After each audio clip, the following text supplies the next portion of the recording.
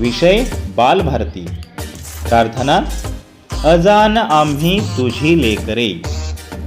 कवयित्री संजीवनी मराठे. ऐकूया गाऊया. अजान आम्ही तुझी लेकरे, तू सर्वांचा पिता. नेमाने तुझ नमितो गातो, तुझ्या गुणांच्या कथा. सूर्य चंद्र हे तुझेच देवा, तुझी गुरे वासरे. तुझीच शेते सागर डोंगर, फळे फुले पाखरे.